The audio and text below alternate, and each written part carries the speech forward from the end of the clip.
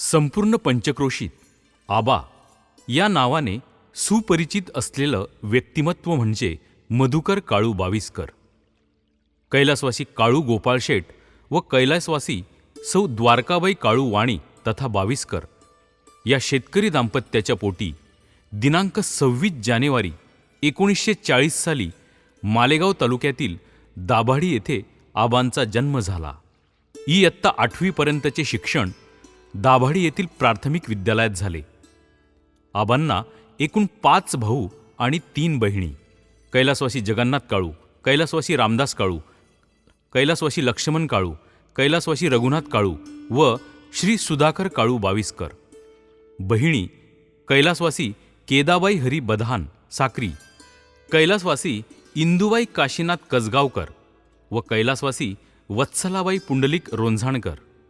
आबांनी आपल्या वडिलोपार्जित शेती या व्यवसायाची परंपरा पुढे कायम राखली.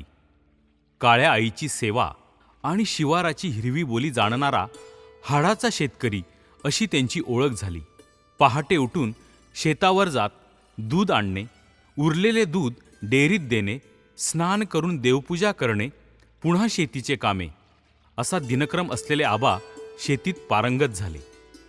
आपला मुलगा करता झाल्यामुळे आईवडिलांनी आबांचे लग्न करण्याचे ठरवले आणि खानदेशातल्या चिमठाणे गावातील सात्विक दाम्पत्य श्री विठ्ठल भिका व सौ लक्ष्मीबाई विठ्ठल वाणी यांच्या कन्या मालती तथा इंदुबाई यांच्याबरोबर आबांचा संसार सुरू झाला. सौभाग्यवती इंदुबाई यांनी आबांना मोलाची साथ दिली आणि मधुमालती ही जोडी बाविस्कर परिवाराची छत्रछाया झाली. या दाम्पत्याचा संसार बहरत गेला. दिनांक 3 डिसेंबर 1964 रोजी सुनील नावाने प्रथम पुत्रप्राप्ती झाली. द्वितीय संजय, तृतीय कन्या संगीता आणि सर्वात लहान सुवर्णा. उंच आणि धिप्पाड शरीरयष्टी असलेले आबा म्हणजे अतिशय बोलके, चेष्टामस्ती करणारे, उत्साही आणि प्रसंगी कठोर होऊन समोरच्याला ऐकवायलाही कमी न करणारे. स्वाभिमानी असलेले आबा कुठलीही आडकाठी न ठेवता तोंडावर बोलत. मनात कुठलेही कपट नसे. त्यांचा हेतू निर्मळ असे. त्यामुळे सगळेच त्यांच्या शब्दाला मान देत आणि तेही दिलेला शब्द तंतोतंत पाळत. इकडे मुलं मोठी होत होती. आपली मुलं उच्च शिक्षित व्हावी हे त्यांचे स्वप्न होते. त्यासाठी त्यांनी मुलांना नाशिक येथे भावाकडे, नंतर पुढील शिक्षणासाठी मुंबईला आपल्या मेव्हण्याकडे पाठवले. आपल्या दोन्ही मुलींना सुद्धा नाशिक येथे स्वतःचे घर घेऊन त्यांच्या शिक्षणाची व्यवस्था केली. मुलामुलींमध्ये त्यांनी कधीही भेदभाव केला नाही. आपली मुले उच्च शिक्षित व्हावी, मोठी व्हावी, यशस्वी व्हावी यासाठी त्यांनी सदैव धडपड केली आणि मुलांनीही कठोर परिश्रम घेत आपल्या वडिलांचे स्वप्न पूर्ण केले. शुद्ध बीजापोटी फळे रसाळ गोमटी. तुकोबांच्या या ओळी अगदी सार्थ ठरवल्या. मोठे चिरंजीव श्री सुनील हे BE सिव्हिल झाले, तर दुसरे चिरंजीव श्री संजय हे D फार्मसी झाले. आबांना सामाजिक तसेच राजकीय कार्यक्रमात सहभागी व्हायला आवडत असे. आबा लढवय्ये सुद्धा तेवढेच होते. कठीण प्रसंगी ते बंडही पुकारीत. दाभाडी गावात सप्ताहामध्ये सर्व गावाला जेवण देण्याची प्रथा होती. आबांना ते मान्य नव्हते. आबांनी या प्रवृत्तीविरुद्ध आवाज उठवला. सर्व गाव आबांचे विरुद्ध होते, पण आबा डगमगले नाहीत. आबा एकटे लढत होते. आबांना साथ दिली ती आबांचे सहकारी कैलासवासी चंद्रराव धनजी निकम यांनी. त्यामुळेच आबांचा उत्साह द्विगुणित झाला आणि ती प्रथा शेवटी बंद पडली. यालाच म्हणतात परिस्थितीशी 2 हात करणे. आबा विविध सहकारी कार्यकारी सोसायटीचे चेअरमन होते. त्यांनी त्यांच्या कारकिर्दीत सोसायटीचे नवीन बांधकाम केले. आजही ती सोसायटीची वास्तू दाभाडी येथे दिमाखात उभी आहे. दरम्यानच्या काळात बाविस्कर दाम्पत्याने आपल्या 4ही मुलांची लग्न पार पाडली. मोठे चिरंजीव श्री सुनील यांचा विवाह देवळा येथील सद्गृहस्थ कैलासवासी रघुनाथ पांडुरंग मेतकर व श्रीमती सुमन रघुनाथ मेतकर यांची कन्या निशा यांच्याबरोबर झाला. आबांचे पुत्र श्री सुनील हे नवी मुंबई येथे यशस्वी उद्योजक आहेत. त्यांना सौ सायली व कुमारी जुईली या 2 मुली असून सायलीचा विवाह पिलखोड तालुका चाळीसगाव येथील डॉक्टर अशोक अमृतकर यांचे चिरंजीव श्री सिद्धार्थ यांच्याबरोबर झाला आहे. सौ सायली पुणे येथे आर्किटेक्ट तर जावई IT कंपनीत आहेत. जुईली लंडन येथे नोकरी करते. दुसरे चिरंजीव श्री संजय यांचे मालेगाव येथे मेडिकल स्टोअर्स असून ते शेतीही करतात. त्यांचा विवाह कासोदा येथील कैलासवासी निळकंठ विष्णू पिंगळे यांची कन्या रेवती यांच्याबरोबर झाला आहे. या दाम्पत्याला प्रणव व मानसी ही 2 मुले आहेत. प्रणव यांची पुणे येथे सॉफ्टवेअर कंपनी आहे. सौ हर्षदा या त्यांच्या पत्नी होय.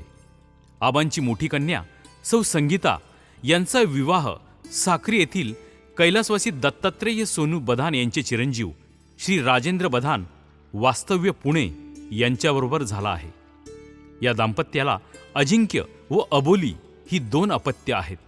अजिंक्य व त्यांच्या पत्नी सौ सेजल हे मुंबई येथे तर अबोली दिल्ली येथे नोकरी करतात. आबांच्या सर्वात लहान कन्या सौ सुवर्णा या पारोळा येथील कैलासवासी पंढरीनाथ लक्ष्मण वाणी यांचे चिरंजीव श्री नितीन यांच्याबरोबर विवाहबद्ध झाले आहेत. वास्तव्य मुंबई. या दाम्पत्याला तेजस आणि वैष्णवी ही 2 मुले आहेत. तेजस लंडन येथे नोकरीला असून मुलगी वैष्णवी विशाखापट्टणम येथे उच्च शिक्षण घेत आहे. सुना, जावई, नात, नातू, नात जावई यांनी भरलेला असा आबांचा आनंदी परिवार. मधू आबांचे आपल्या दाभाडी गावी वडिलोपार्जित गोपाल कृष्णाचे मंदिर आहे. आबा त्या संपूर्ण मंदिराची देखरेख करत तिथे दरवर्षी भागवत सप्ताहाचे आयोजन करत. कृष्ण जन्माष्टमीचा उत्सव सौ इंदुबाई व आबा मोठ्या आनंदाने उत्साहाने पार पाडत. या संपूर्ण मंदिराच्या जीर्णोद्धाराचे काम आबांनी केले आहे. समाजाचे एकत्रीकरण करणे, कुठल्याही सामाजिक कार्याला आर्थिक मदत करणे यासाठी आबा सदैव तत्पर असत. आबांचे सासरे कैलासवासी विठ्ठल भिका वाणी तथा भाऊ हे वारकरी होते. ते दरवर्षी पायी पंढरपूर यात्रा करत. आबांवर भाऊंचा खूप प्रभाव होता. त्यांच्यापासूनच प्रभावित होऊन आबा व सौ इंदुबाई यांनी अनेक वेळा पायी पंढरपूर यात्रा केल्या. नियमितपणे हरिपाठ म्हणणे, इतकेच काय तर पाटावर ताट ठेवून जेवण्याची आपल्या सासऱ्यांची परंपरा आबांनी पुढे कायम ठेवली. चातुर्मासात हे दाम्पत्य पंढरपूरमध्ये सतत 4 महिने वास्तव्य करत. पांडुरंगाच्या सानिध्यात राहत गाथापारायण, महापूजा, अन्नदान, उद्यापन, व्रतवैकल्ये अशी पुण्यकर्म या दाम्पत्याने केली. आपली पत्नी सौ इंदुबाई लाखो दिव्यांच्या वाती तयार करत. त्या म्हणतील तेथे या वातींची लाखोळी वाहण्यासाठी आबा त्यांना घेऊन जात.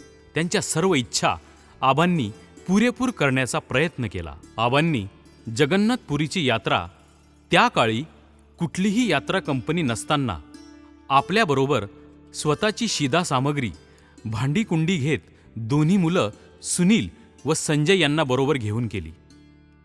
1981 साली त्यांनी पहिली 4 धाम यात्रा केली. प्रवरानगर साखर कारखान्याचे चेअरमन कैलासवासी बाळासाहेब विखे पाटील यांनी केवळ 1100 रुपयात आयोजित केलेल्या या यात्रेचा सगळ्यांना लाभ व्हावा म्हणून आप्तेष्ट, नातेवाईक, मित्रमंडळी यांना संपर्क साधत आत्ताच्या काळातही अवघड असणारी ही यात्रा त्या काळात घडवून आणली होती. सर्वांना बरोबर घेऊन चालण्याची त्यांची वृत्ती यातून दिसून येते. तिसरी 4 धाम यात्रा त्यांचे मोठे चिरंजीव श्री सुनील व सून सौ निशा यांनी आबा व आई यांना घडवून आणली.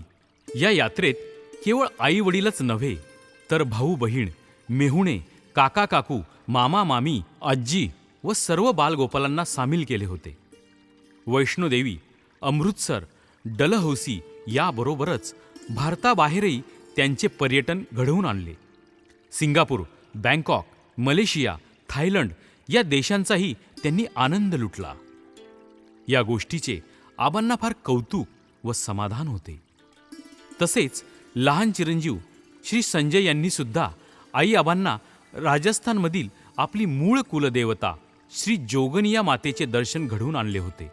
तसेच उज्जैन व ओंकारेश्वर ही यात्रा सुद्धा घडवून आणली. मुलगी सौ संगीता व सौ सुवर्णा यांनीही आई आबांना पंढरपूर दर्शनासाठी 2 ते 3 वेळा घेऊन गेले. आपल्या वडिलांना विविध पदार्थ खाऊ घालत मुलींनीही त्यांना तृप्त केले. आबा भूतकाळात रमत, आपल्या जावयांना पूर्वीच्या गोष्टी किस्से सांगत. तेही आनंदाने आवडीने त्यांच्या गप्पांचा आनंद घेत. मुलं मुली सुना व जावई यांनी आबांच्या फिरण्याची बोलण्याची आवड कायम जपली. कुठेही त्यांना नाराज केले नाही. गेल्या 70 वर्षांपासून आबांच्या शेतात काम करणारे फुलसिंग पवार यांना आबांनी अगदी कुटुंबातील सदस्याप्रमाणे प्रेम केले. त्यांचा सांभाळ केला. त्यांच्या सुखदुःखात सर्वतोपरी मदत केली. त्यांना धार्मिक यात्रा सुद्धा घडवून आणली. आबांचे आत्तेशालक नाशिक येथील व्यावसायिक श्री शिरीष नेरकर तथा आप्पा यांच्यावर आबांचे विशेष प्रेम होते आणि आप्पांचेही तेवढेच आबांवर. कुठलाही प्रश्न असो ते नेरकर आप्पांचा सल्ला घेत.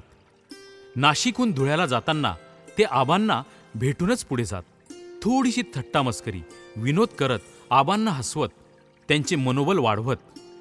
जीवनातील सर्व यात्रा पूर्ण झाल्यानंतर दिनांक 25 ऑगस्ट 2007 साली सर्व आप्त स्वकीय नातेवाईक मंडळी यांना आमंत्रित करून त्यांनी गंगापूजन सोहळा अतिशय थाटामाटात पार पाडला.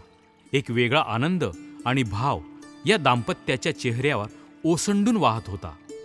आबांचे गुरुघराणे म्हणजे अंमळनेर येथील सकाराम महाराजांची गादी परंपरा अतिशय समर्थपणे चालवणारे परमपूज्य प्रसाद महाराज होय.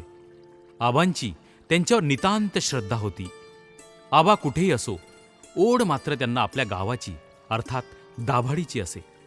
गड्या आपुला गाव बरा याप्रमाणे आपल्या घराच्या ओट्यावर जुन्या सवंगड्यांबरोबर गप्पा मारत येणाऱ्या जाणाऱ्या लोकांची आस्थेने विचारपूस करत.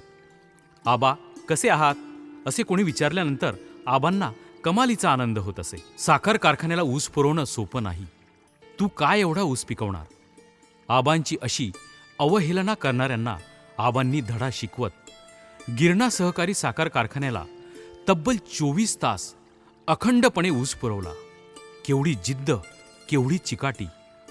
शेती करत असलेल्या व भविष्यकाळात शेती करू पाहणाऱ्या अनेकांना आबांची ही जिद्द सतत प्रेरणा देत राहणार हे मात्र नक्की.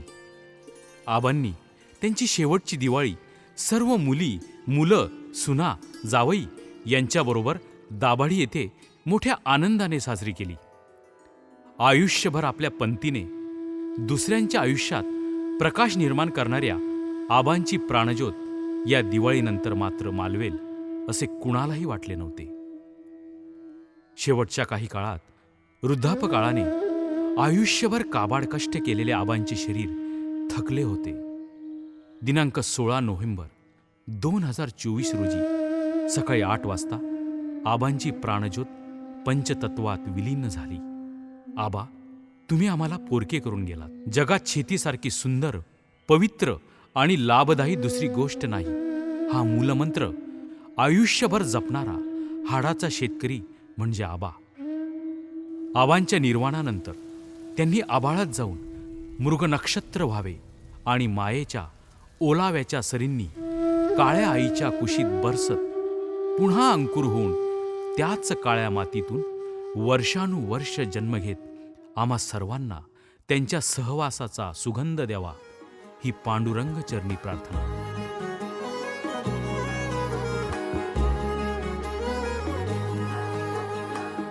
उरा मंदी माया त्याच्या काळ्या मेघावानी दाखविना कधी कुणा डोळ्यातल पाणी.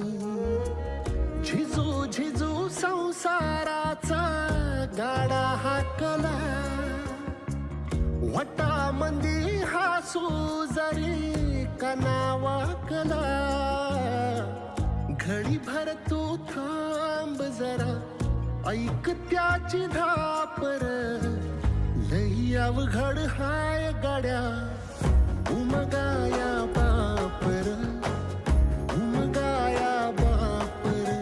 आबा आपणास भावपूर्ण श्रद्धांजली.